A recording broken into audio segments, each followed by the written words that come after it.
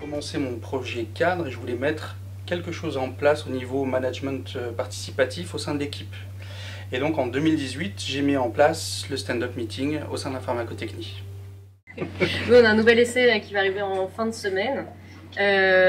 Pas particulièrement compliqué, mais c'est obinutuzumab versus rituximab, où le volume de la poche doit être constant, donc, mais le volume peut varier selon le patient.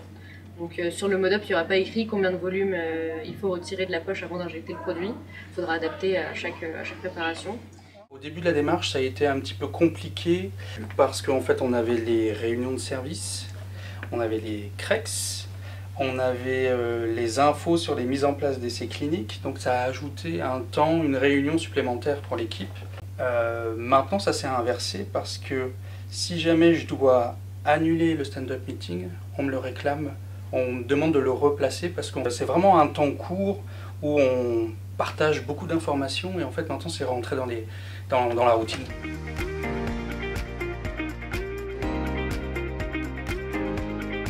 Donc on a une rubrique info encadrement, une rubrique parole de l'équipe où là les marqueurs sont à disposition de l'équipe et eux notent des irritants, des problématiques ou des infos à faire passer. On a une activité allergologie où on a un contrat bien déterminé avec le service et en fait on suit l'activité pour ne pas dépasser ce qui a été convenu avec le service. Alerte de la semaine, c'est vraiment des, comme la rubrique l'indique, c'est des points importants sur la semaine. Ensuite on a une autre rubrique qui regroupe un peu tout, les formations, la qualité, les groupes de travail, l'hygiène, voilà. Des infos un peu en vrac, et puis une rubrique divers suivi où on a des choses en attente et quand elles sont traitées, on les efface au fil de l'eau.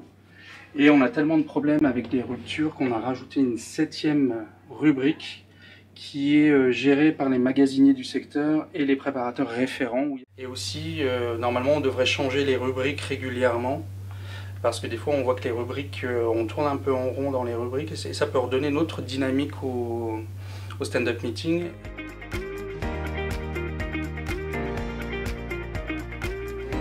Il faut bien différencier les irritants du quotidien avec les irritants qu'on peut avoir dans un établissement de santé et les irritants un peu plus globaux. Quand les équipes notent des irritants dans la rubrique parole de l'équipe, c'est des irritants sur lesquels on peut avoir la main. Et s'ils notent un irritant, on va travailler ensemble pour le gommer. Et eux, en fait, ils sont vraiment... toutes les semaines, il y a des irritants notés. Et toutes les semaines, on essaye de trouver des actions correctives. Et pour eux, c'est vraiment important.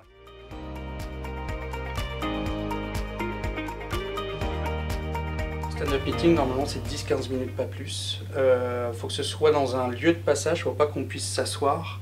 Parce que sinon, on perd toute la dynamique. Si on est assis autour du tableau, ça va prendre plus de temps.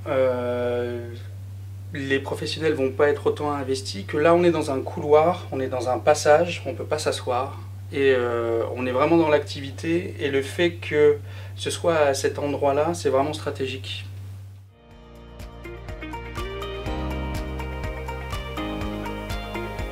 C'est vrai que l'échange au niveau de l'équipe est plutôt appréciable.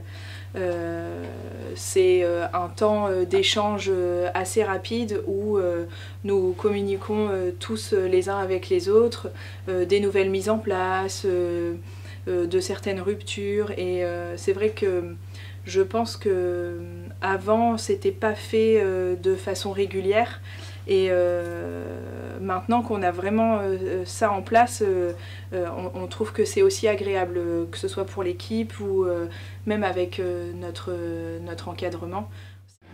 Nouvelle PrEP intravétraine au préparatoire, vancomycine et Cefta. On vous a préparé la procédure. Vous le reconstituez mais c'est avec du BSS. Et puis vous faites des petites seringues de 1 ml, double emballage. Mais c'est un nouveau protocole. Unitaire. Unitaire, ouais. Okay.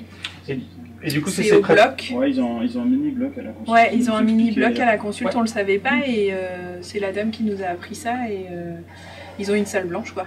Parfois, il y a même des semaines où on le fait pas, et nous, on essaye de se le faire entre nous, en fait, sans notre chef. Dans la journée ou dans la semaine, si vraiment on a des moments marquants, on note sur le tableau, et c'est vraiment notre point de communication important.